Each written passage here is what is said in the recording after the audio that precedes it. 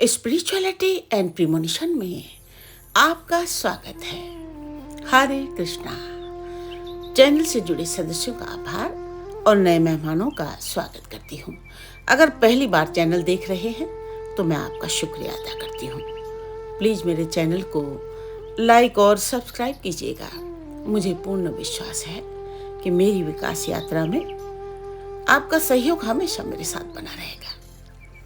दोस्तों, आज आपके सामने मोक्ष की मकर राशि ये वीडियो प्रस्तुत कर रही हूँ। भारतीय ज्योतिष में मकर राशि कैप्रिकॉर्न को कर्म, अनुशासन और आत्म विकास की प्रतीक माना गया है। ये शनि की राशि है जो समय, बाधा और न्याय का स्वामी है। मकर राशि केवल एक कर्मरत राशि नहीं बल्कि मोक्ष की राह दिखाने वाली एक चेतना है। मकर राशि और मोक्ष का संबंध मकर राशि की सबसे विशेष बात है उसका आत्मानुशासन।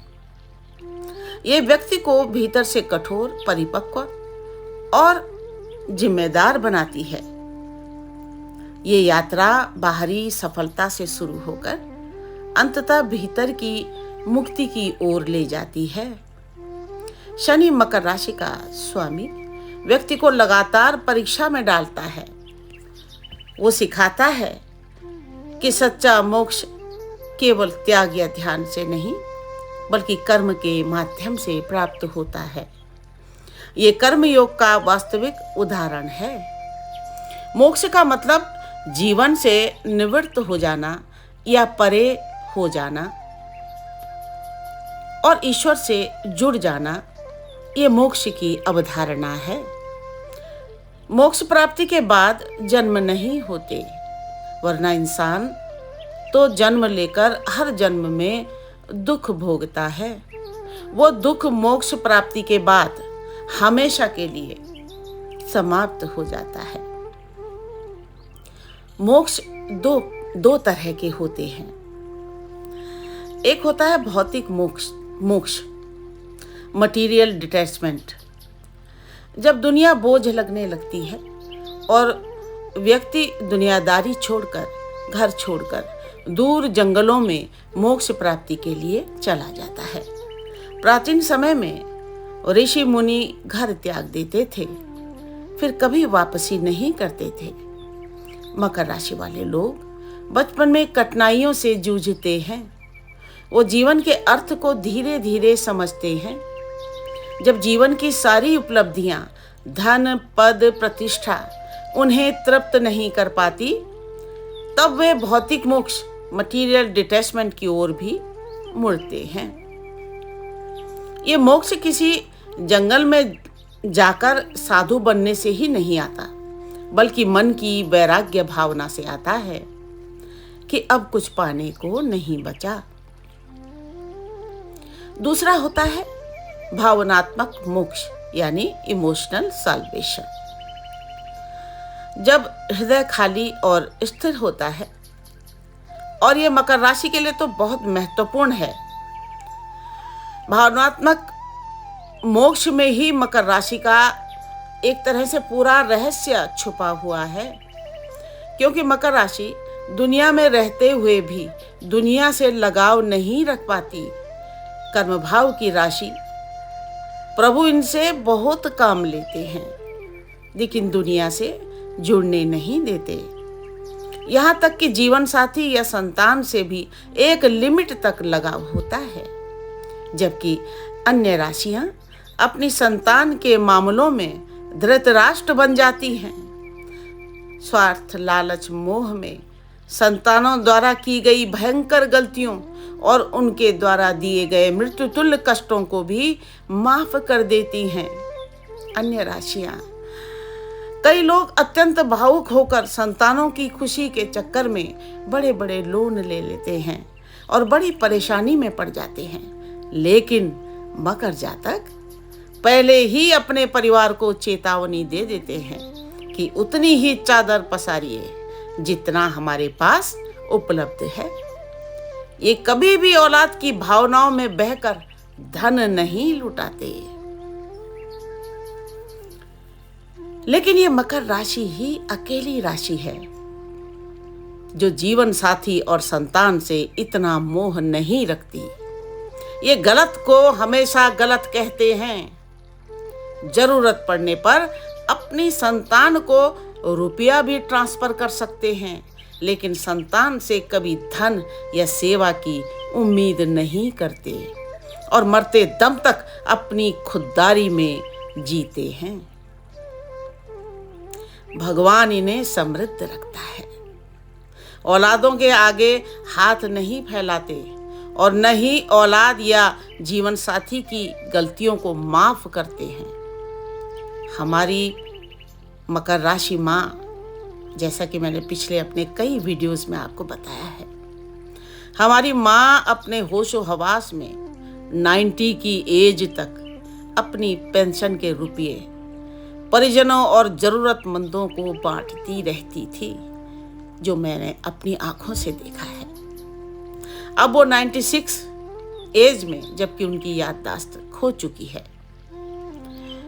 अब वो इस स्थिति में है। तो हमारे बड़े जो बुजुर्ग भाई हैं, उन्होंने भी कभी माँ को पलटकर जवाब देने की हिम्मत नहीं की।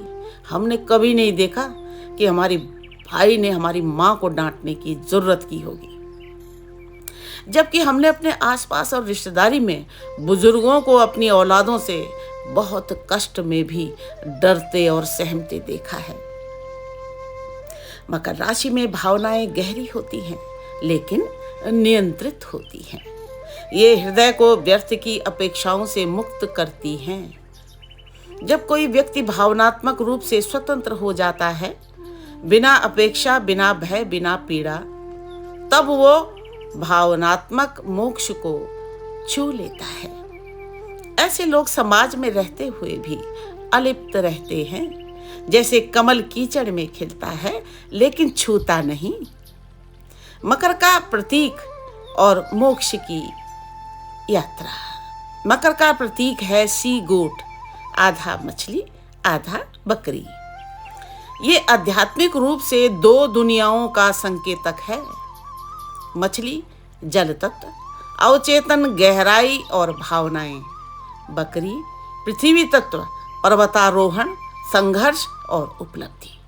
इसका अर्थ है कि मकर राशि वालों की गहराई से उठकर, मकर राशि वाले भावनाओं की गहराई से उठकर आत्म उन्नति के पर्वत तक पहुंचते हैं और अंततः जीवन की शिखर यात्रा उन्हें मोक्ष के शिखर तक ले जाती है। कई लोग पूछते हैं, मकर को मोक्ष की राशि क्यों कहा जाता है? क्योंकि ये दशम भाव की राशि है। दशम भाव को मोक्ष का भाव भी कहा जाता है और ईश्वर का भाव भी कहा जाता है। अब मोक्ष कब मिलता है? मोक्ष तब आता है जब कर्म शून्य हो जाते हैं, अर्थात मनुष्य न पुण्य चाहता है न पाप। इच्छाएं समाप्त हो जाती हैं। जब कोई इच्छा बाकी नहीं रहती, तब जीवन मुक्त होता है। स्वयं की पहचान मिट जाती है, मैं समाप्त हो जाता है और केवल ब्रह्म शेष रहता है। मकर राशि और आत्मबोध। मकर राशि बाहरी रूप से भले ही कर्म प्रधान लगे, परंतु भीतर से ये एक गहरा आत्मिक मार्ग है। ये जातक को समाज के नियमों से अनुशासित कर अंततः उसे उन नियमों से पार ले जाती है। मकर राशि की गहराई उसे कर्म से परे, भावनाओं से परे और अंततः स्वयं से परे ले जाती है, जहां मोक्ष है। मोक्ष वो नहीं जो मृत्यु के बाद मिले, मोक्ष वो है जो जीवन के मध्य में ही मिल जाए, जीते जी। जब मकर जैसा व्यक्ति कहे, अब मैं मुक्त हूं। मकर की मोक्ष यात्रा। मैं मकर हूं, पर्वत हृदय, धैर्य तन। दुनिया के शोर में गूंजता मेरा मौन मन। कर्म की आंधी में मैं अडिग पत्थर, पर भीतर कोई चाहता बस अंत का उत्तर। मैंने देखे हैं स्वप्न शिखरों के और चखा है पतन का विष। हर उपलब्धि के नीचे दबा था, हर उपलब्धि के नीचे दबा था कुछ अधूरा, कुछ अविश्वास, कुछ निष्कर्ष। शनि मेरे रक्षक भी दंडक भी बने, वो राह दिखाते रहे धीमे मगर सच्चे। हर कष्ट में छिपा था कोई ऋषि, हर घाव में पलती रही आत्मदृष्टि। लोग बोले तू कठोर है, मैं मुस्काया, हाँ पर भीतर तो भोर है। मेरे मौन में एक समर्पण है, एक व्यथा है, एक वियोगी मर्म स्पर्शी स्वप्न है। मोक्ष वो कहीं दूर नहीं, पास है। जब तुम चाहना छोड़ दो वो सांस है। जब मैं मिटे और वो बचे, जब दृष्टा रह जाए और दृश्य बहे। भौतिक सुख अब धुंधले से लगते हैं, भावनाएं भी निर्लिप्त से बहती हैं।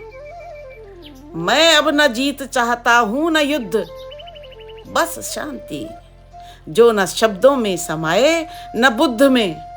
मकर हूं पर मछली भी हूं, गहराइयों से निकली वो मौन नदी हूं। अब पर्वत नहीं चढ़ना मुझे, अब शून्य में विलीन होना है। वही मेरा मोक्ष है, वही जीवन का सार।